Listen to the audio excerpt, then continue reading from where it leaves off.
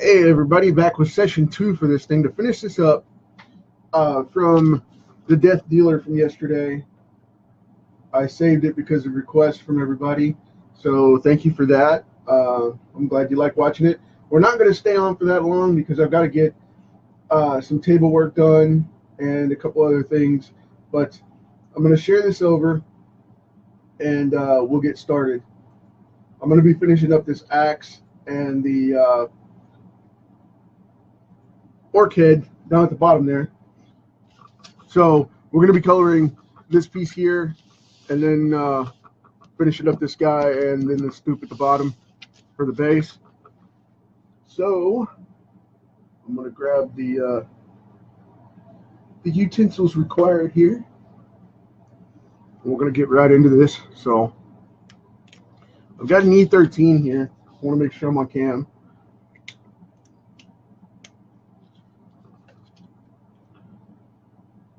This is actually the same color as the tunic, but I wanted to get something that was a softer base for the wood so we can do the highlights in here and work it out from there. But that's where we're at. So I'm going to get my prop under here to help hold this up so we can get this done.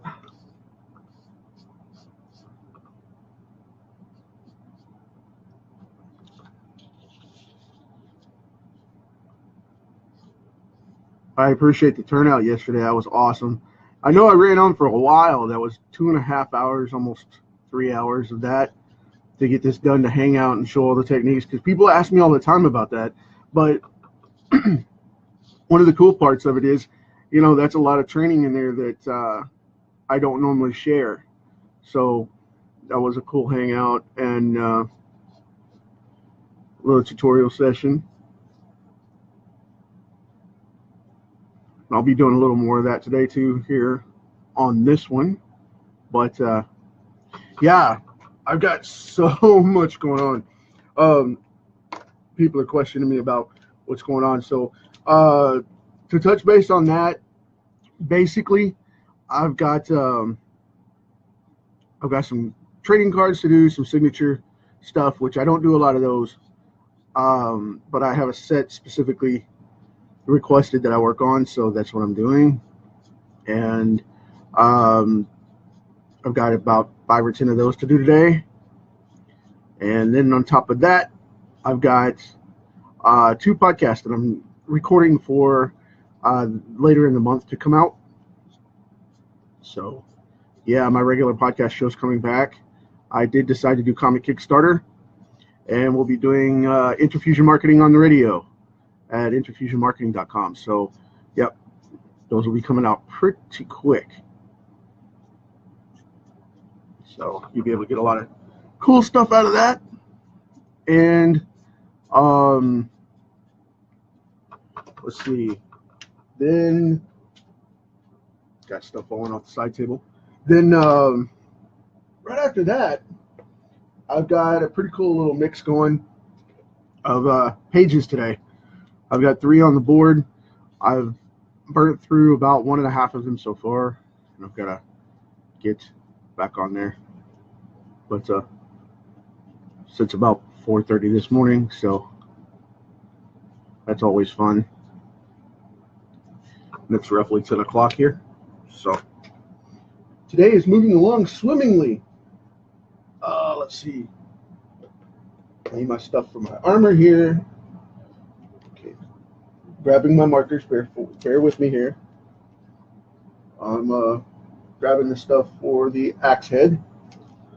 Okay. I don't need that one. And I'm going in with a basic N1 right now to lay out the tips, because this is a little bit different than the body armor. It's not quite the same steel. This is a little bit harder, so it's going to be lighter because it's cured differently. I want to make sure this is in the zone here. Pull it down. I use my marker box for a prop. I know it's lame, but it works. It keeps it in camera range for you guys to see what's happening.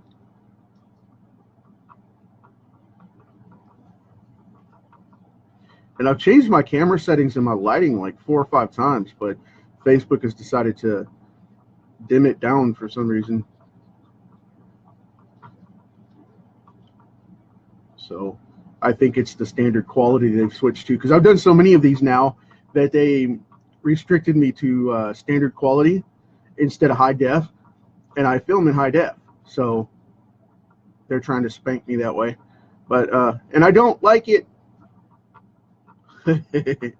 So, but yeah, one of the things that everybody's been complaining about is the drop in their artwork being received and seen. Let me explain something real quick, social media wise, as we're on the topic. Facebook has put out in October of 2017, they put out that they are going in for, I'm going to switch over to the in 3 here as we're talking.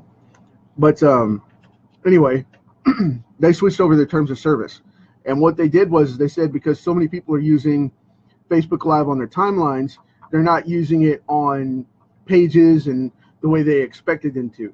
Okay, so instead of restricting you and having a bunch of people run off of Facebook, what they've decided to do is let you still reach all your fans, but they speed up your timeline for art post. And I've noticed that they've sped up the conversion time for videos staying on longer. They did a bunch of adjustments on my stuff and took a bunch of my videos down. And then when they all reposted, they were all slower. And they were all different in the way they were posted and the way they were shown. And then they put them back. And I followed that, and I complained about it that day that it happened. You know, I told everybody, watch your timeline because they're taking stuff down. Be sure to complain to administration if they start doing that a lot. Well, they did it to mine because I have so many dailies, and it changed. I mean, it changed. But since I've been doing this all along, the whole thing hasn't really disrupted me too much because of the fact, one, they put them back, and two, the fact I'm going into C4 now. Two, the fact that they put the timeline restrictions on, and I bypassed that from the get-go. Now, the way I do that is when I go on live sessions on my timeline, and I switch over and share it from a second tab in my browser over to my fan page. And, you know, that's Brad Linder Creating Comics. And post it there as well at the same time. So I'm still within TOS terms of putting it on my page like you're supposed to, but I'm bypassing them completely with the restriction regulation of putting it on my timeline because of the fact that I put it on my page at the same time. So it's actually a page post. So if they take this, it's this identical video, but because it's shared, there's an algorithm change that's put it on as a page post rather than a live on there. So that counters that algorithm to take it away. But at the same time, it still reflects as a timeline post, so they don't restrict it from my friends. So it goes out to everybody anyway. So now I switched over to a hard BV23, which is blue violet 23 for these hard shadows. And anyway, that's just the terms of service. So watch out, you know, play around with your settings and try different stuff in Facebook. Don't be afraid of it. They're not going to lock out your account as long as you don't spam anybody. You know, don't tag a bunch of people saying, hey, come watch my stuff and, you know, solicit in your timeline because that'll get you in trouble. Now I'm going to use this blue 60 because I want it to be, like I said, a little lighter and a little colder looking and to be a little offset from the armor. So, but play around with it. Don't be afraid of this. I'm a social media marketer and I do this kind of stuff all the time and experiment. And I'm going to advise you plain and simple. If you want your stuff to be seen and you want your artwork to pick up when it starts slowing down because your art posts aren't being as responsive, it's because people aren't seeing them. Okay? It's not that people aren't being responsive. It's just people aren't seeing them. They're not getting a chance to like your stuff. you know. However, in the artist community, we do need to pick up the pace on that side of things and be sure and support each other. So if you see someone's artwork and you like it, don't be afraid, because what that does is it gives you a social footprint in your backlinks for your profile in Facebook, in social media, and in search engines as well, natural search results. So there is a footprint for that, okay? Facebook is the most used social media site on the planet. So don't think that you're not going to get good reach, because you got to be active to get reach as well. And Facebook's not going to tell you that because they don't want to, because they have creator-owned, what's called creator-generated content, okay? That's like, just like eBay, posting auctions, and just like, you know, the way you post on your blog, that is consumer-generated content. You go on and create it yourself, okay? So same thing on Facebook. Every time you post, that's a member-generated piece of content. People don't get that. So go on and use it, you know, for your artwork and stuff. Go out there and post it, and be sure and like everybody's stuff that you find interesting. Even if you're just supporting your friends, you know. I mean, I'm about to do a piece for a comic company, which I just got in touch with, and, you know, I've been following for a little bit. And I do promotional stuff for their new Kickstarter. I do that for people all the time. Through comickickstarter.com and through my own stuff, I do that all the time. There's no reason not to support the industry. If you see somebody that's got a, oops, I knocked a couple pins off the table. Bear with me a second. Let me get that. I don't want them running away from me. But if you see somebody that's got stuff posted online, support it. I mean, it's really that easy, you know. Don't be cold-hearted about it, and don't be stingy. They're going to take away from my stuff. Because the thing is, as soon as you go off and post, what's going to end up happening is you're going to get a footprint that says, oh, he likes artwork, or she likes artwork, and she's supporting this and wants to see more of it. Because if you don't support it as a fan of it, you're not going to get to see it as a business pool. Does that make sense? I hope so, because that's exactly what's going to happen. You have to be just as interactive posting-wise yourself as you do, you know, for your likes and following and stuff. Because if you don't, you're wasting people's time. Because Facebook's only going to support the posts that are liked the most. And if you want to see more art posts on there that's not through Facebook for creators, where it's a new charging platform or something like that getting in the way, you got to get off your butt and post and like and share and whatnot. So do that for your fellow artist and get out there and show the support, and it'll come back to you. It really will. So anyway, that's my viewpoint on that, and that's how it works, plain and simple. You could check the terms of service and the privacy policies in Facebook. They did an update back in October that showed all of that coming to pass when the new creator platform went in. You also can follow their live sessions, their live news desk. If you go to Facebook and put in their news feed in the URL of Facebook, you will have that pop up, and you'll be able to follow that page and see what's coming. So just FYI. Now I'm going to grab a little bit darker green over here and go in for this face setting real quick before we call it a day. So just want you guys to be able to see that. Now, when you're coloring this stuff, remember you have 3 planes of coloring. I got asked yesterday what I use for my coloring palette and how I select what I use. So I like to use 5 to 7 different colors in range, but there are 3 primary palettes that you have to think about. You have the base, which is your middle colors, your middle range, and let me do it like this.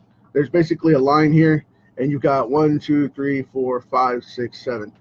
This is your middle range of colors, which is your base and your primary skin tones, or, you know, skin tones or whatever, armor tones, whatever. It's the base. You pick out 3 different shades of that, and then you have 2 highlights and then 2 lowlights or shadows. And if you get out that range, you'll have a different set of colors to play with. This is the base. This light green that is coloring across the whole thing is the base.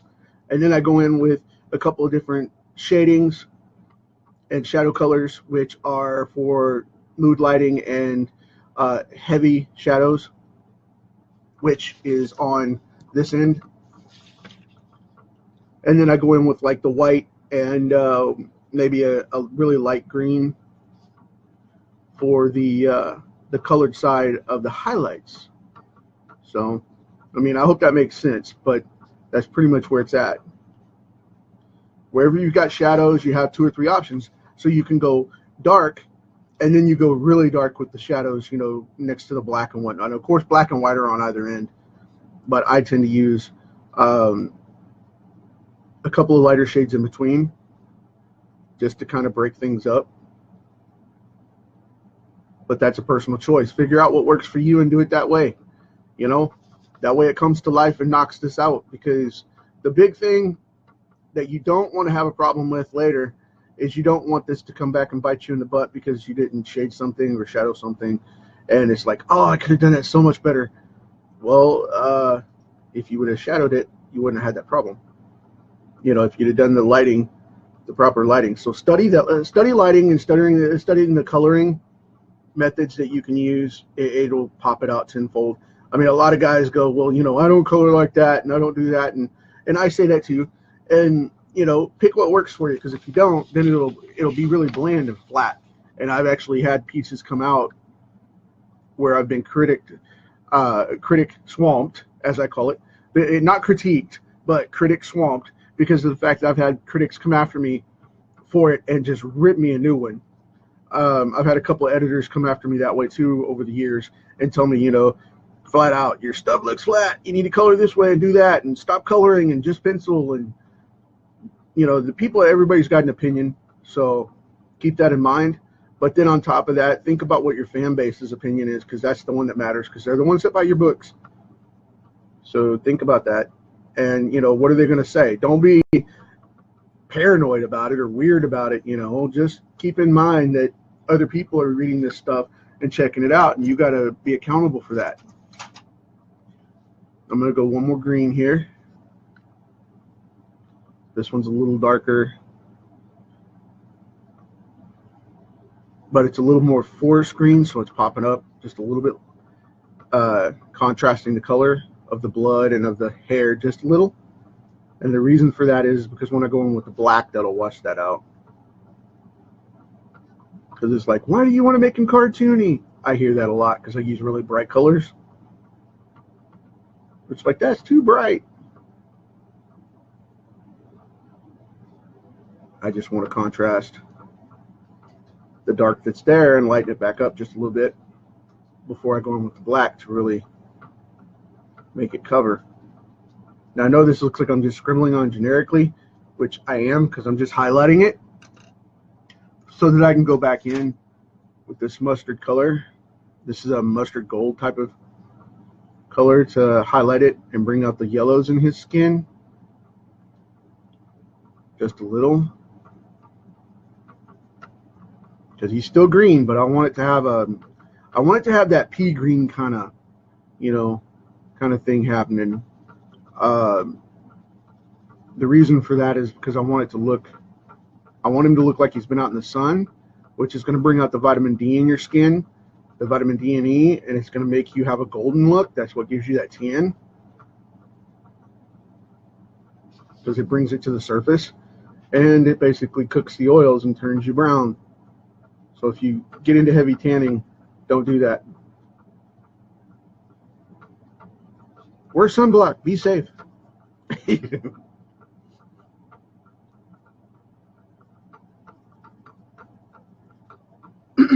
See, that brings that right up and gives it another look, a whole nother level that a lot of people don't normally get to see.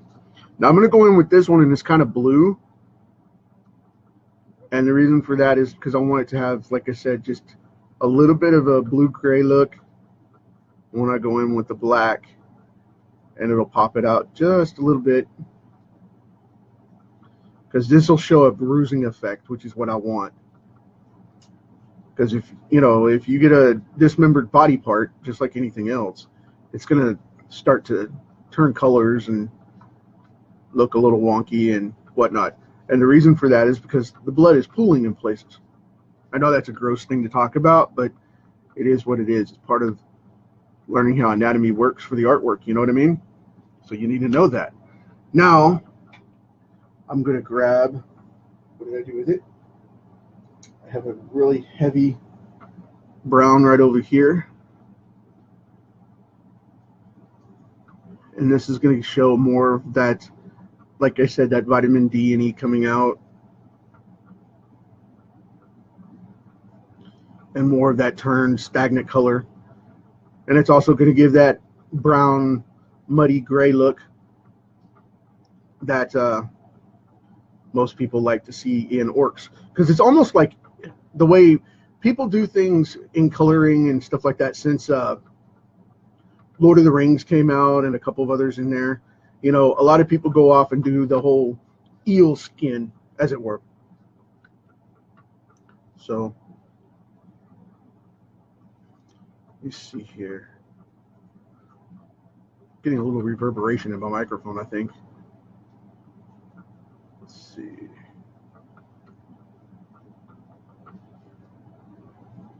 I'm digging that. That looks good to me. I'm going to leave that alone. So,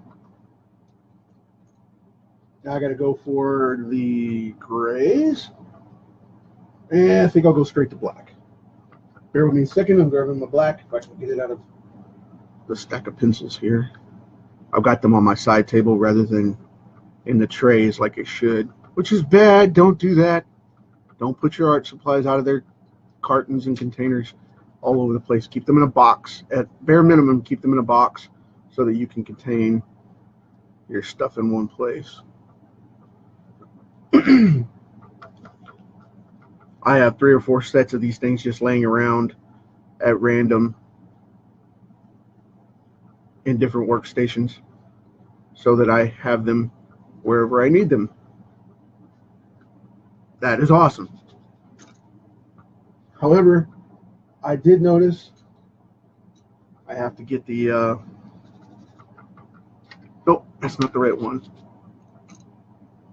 I want to find the one that I used for the hair, because I have a piece of hair going crazy over here. Right in here. Where are you? Bear with me a second. I'm trying to grab something to counter and contrast that hairline, because that'll work. It's going to be a shadowed piece anyway. That'll work.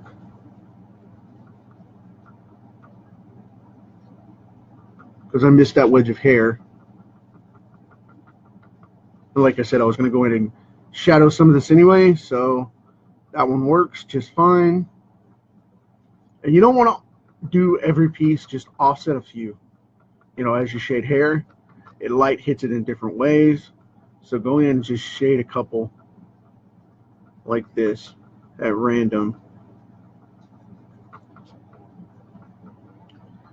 And then up here, you'll want to kind of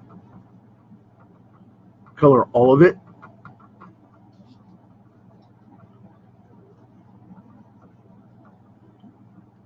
Going like that.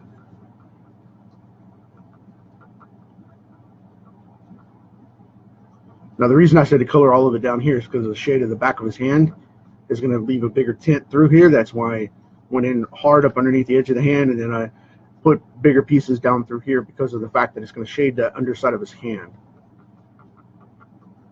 So that's going to cause a shadow. Cool deal. All right, so we've got the battle axe done now, and we've got the head done, so that's going to be cool. Excuse my voice cracking, one of those days. And it's ironic, since I have 3 podcasts.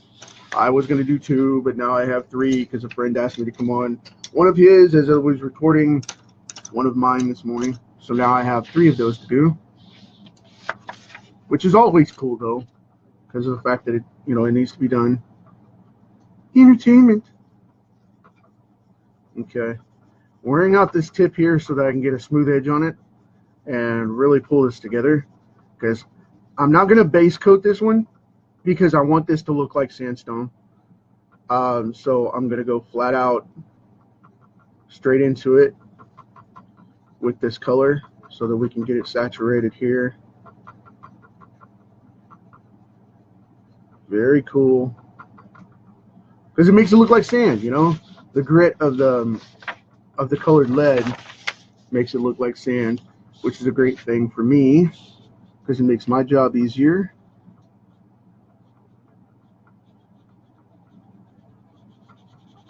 For looking like sandstone. And I don't have to go off and saturate this whole thing, because when I smooth it out, it'll still look that way.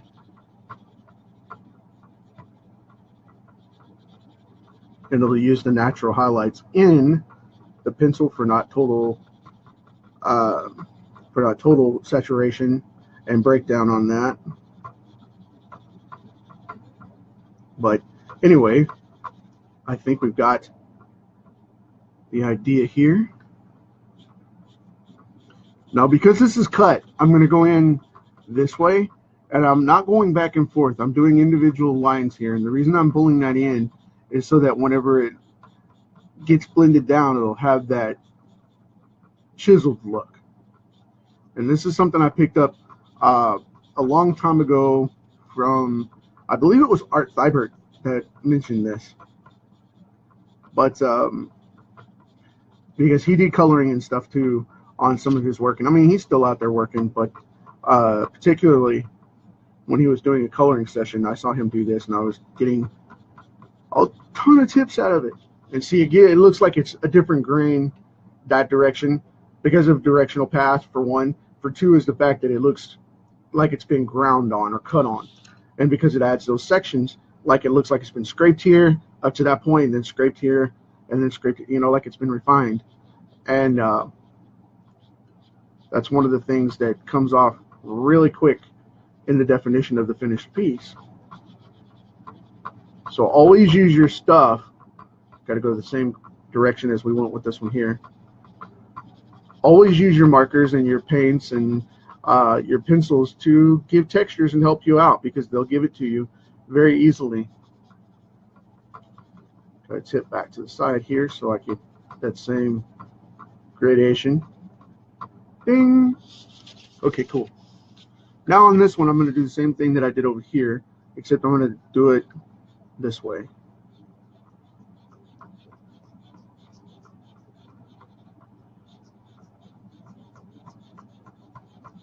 And like I said, I want it to have that cut look, like it's been carved on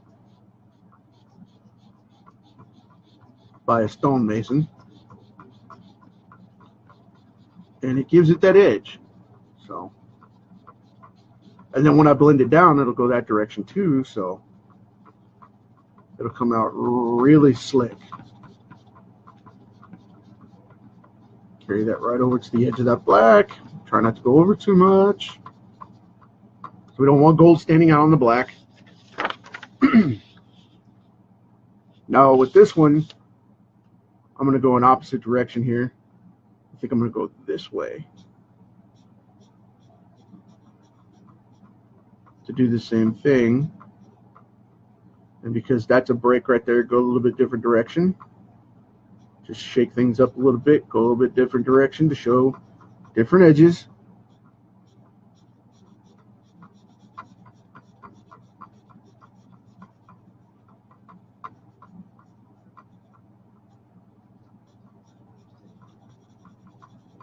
Smooth that out. There's a different rock size here.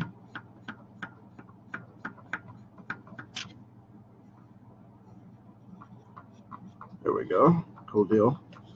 Now we'll go, I'll go back up this direction with it just to shake things up a little. Put my guideline in there so I don't go too heavily over that page. Black.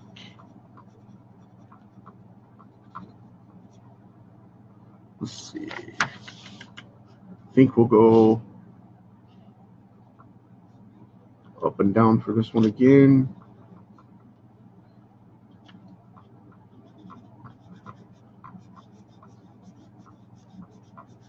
Funny thing is, you only have so many different directions you can go. But you have to be careful to make them match up. Okay. Make this look like it broke off.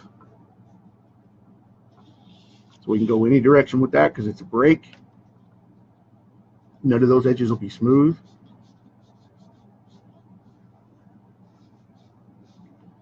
And this one will go this way because of the fact that it's going to be the top of the stone. Whenever it's got natural waves like this, like weathering and damage like that, that's the top of the stone. That's the face that goes out towards. Okay. I think I'm going to do this one on the parallel, like this. Okay. Catch my page here so I don't snag it. That would suck. To hold this quick and then snag the page. That would be a horrible thing to have happen.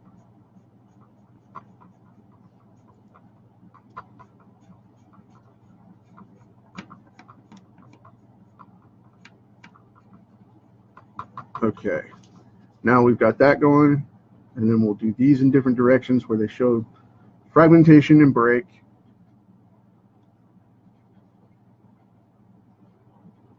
And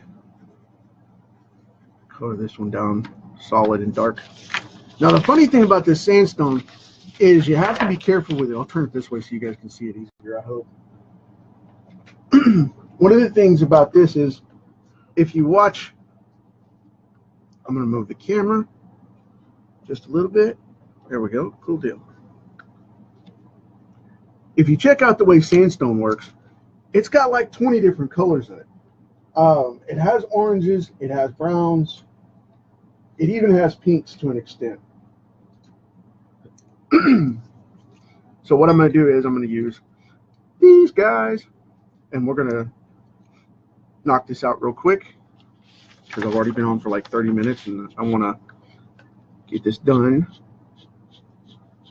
So you just cut that in just a little bit here and there, kind of, and you want to scribble it around. You want to have an open stroke, kind of like this, back and forth, and just spread it out like that.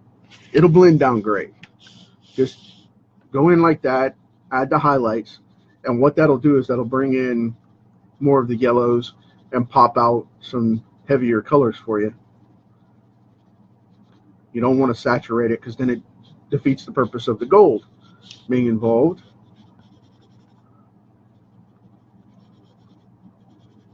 We just want to get that in there just a little. Be sure to go with the flow of the stone.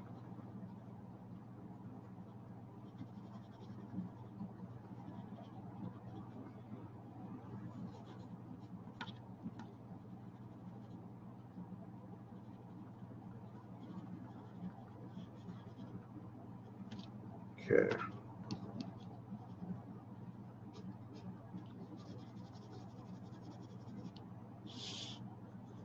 And you don't want to do it just everywhere. You want to make it sporadic.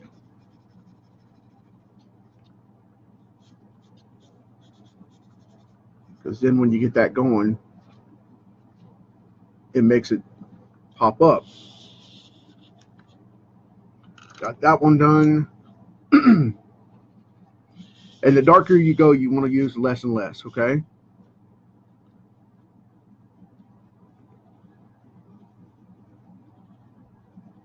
You want it to show up in the surface, but you don't want it to show up everywhere.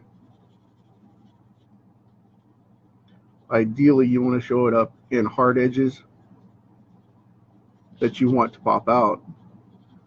But you have to control it though, because if you put it everywhere, it'll look like it's turning to a brown stone rather than a sandstone, and it doesn't have the same look to it. It will break down on you fairly quickly. You want to use it to where you have the natural curves of the stone involved. And if you can visualize that, even better. But if not, Use it where you think it works and fits.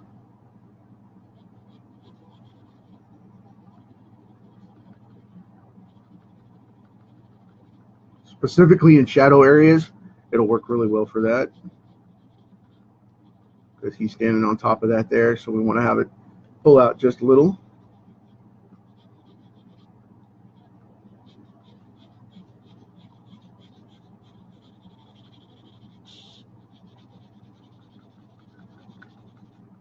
And remember, we're going sporadic with this, so we can go back and forth. It doesn't have to be as uniformed as some of the other stuff. Watch out for your dark edges, though. Your hard edges, you have to stay away from those to keep them highlighted.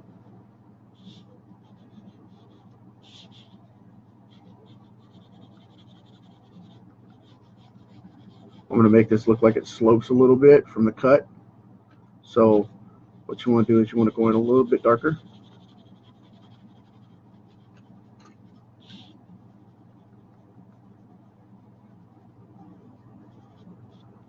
Pull that out like that. I'm a little too uniform there. I'm going to pull that up a little bit to soften that edge, because I went a little too uniform, so I blocked it in. Got to pull that out. That happens sometimes.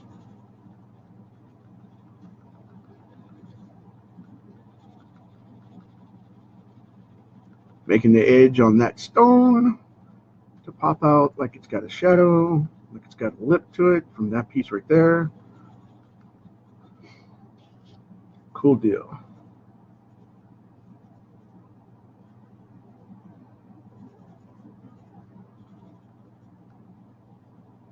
A little in that, a little there. That skull's going to shadow pretty much everything. All the way around. So there we go. Cool deal. Now I kind of shaded right there just a little heavy to separate from that stone underneath, because this one's sitting up higher than that one, of course. So that works to your benefit. Hey, Richard, long time, man. Richard E. Dominguez.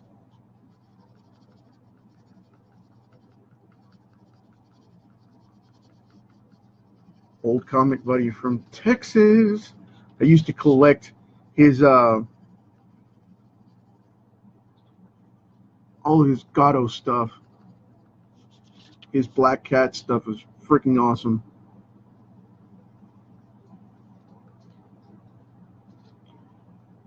He's got his Team Tejas going on now, though, which is looking pretty promising as a fun independent read, which I am so picky about comics these days. I tend to follow specific stuff and not mess with everybody else's. And that is one of them that I do follow. Can't wait for that stuff, man.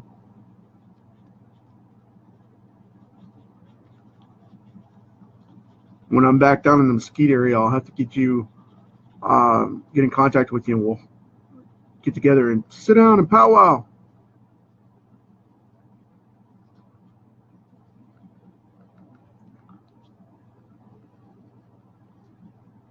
Check his stuff out. It's awesome. Been a fan for a long time. Pretty cool guy.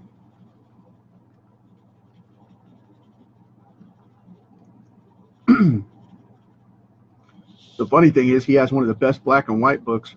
That Black Cat book, El Gato, man.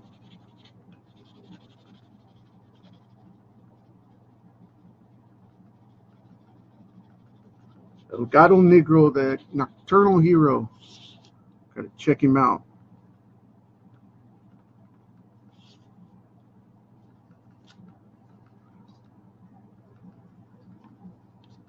He's got a great look to his black and white stuff. He's got a classic comic style that's a little cartoonier, and it just, yeah, it's phenomenal. It works. It works. It works. It works.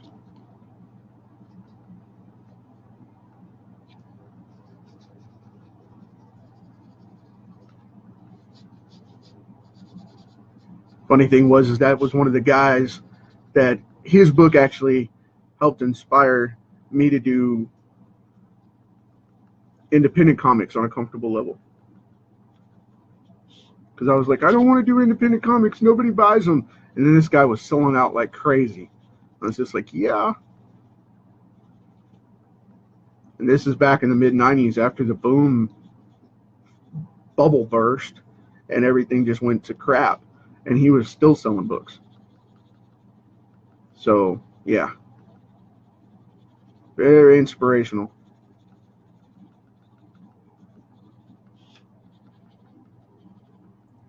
Yep. And you guys know me. I don't endorse anybody. And I'll help somebody out with a Kickstarter or whatever, you know, help friends out and support their artwork and whatnot. But I don't endorse pretty much anybody at all. But I highly recommend that you check out Rich's books. The dude's awesome.